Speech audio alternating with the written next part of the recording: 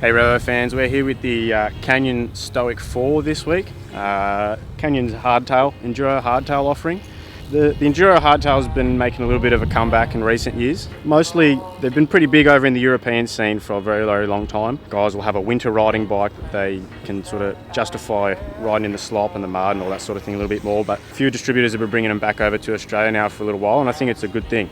So we've got pretty modern geometry on this bad boy. So this is the large. We've got a 65-degree head angle, 75-degree seat angle, and a 480mm reach. So pretty long, but it's not crazy. 1222 wheelbase, so it's nice and roomy. 29-inch wheels exclusively on this thing. It's spec'd with a 140mm RockShox pipe. Really, the main thing to take from these bikes is it's for two different sets of people.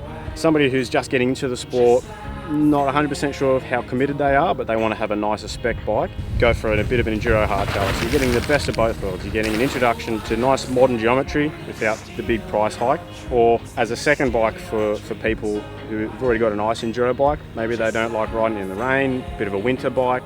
But the main thing is like growing your bike skills on a hardtail is really, really good. I've always been a big advocate for kids getting into the sport that they need. We don't need to, but really, really advantageous to spend some time on a hardtail because it really teaches you a lot of the finer motor skills to go along with bike riding. I haven't spent a lot of time on this bike on rougher trails, but today filming I was really struggling early on with my braking. I was braking too late coming into corners.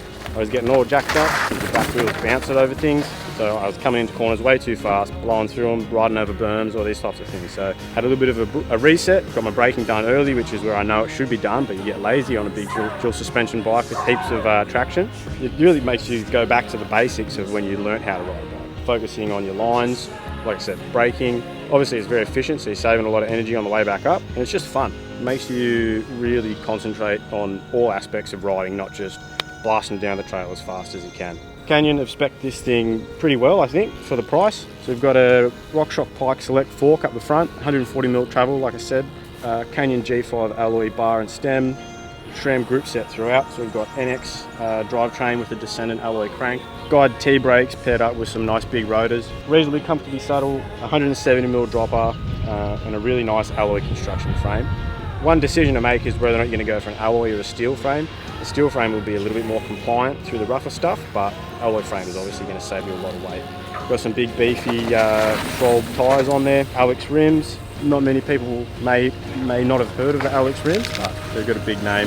Nice and strong wheel construction. Standard 12mm through axle on the rear, threaded bottom bracket, and yeah, just a nice basic solid bike. Yeah. So at a price point of 2,649 Australian dollars, I think the bike is spec'd amazingly. It really does cover all the bases from an enduro hardtail. It took us a little while to get used to it again, to be honest. I spend quite a bit of time on my dirt jump bike, but it's a whole nother kettle of fish getting out on the rougher, rowdier trails on a hardtail. It's not going to be for everybody, but people that can get over that initial discomfort, you're going to reap the rewards. Like I said earlier, whether it's going to be your only bike or if it's a second bike you're looking to grow skills, yeah, I think the Canyon Stoic 4 is a pretty good option. Stoic 4 coming in this awesome green colour. It's a good looking bike as well. So yeah,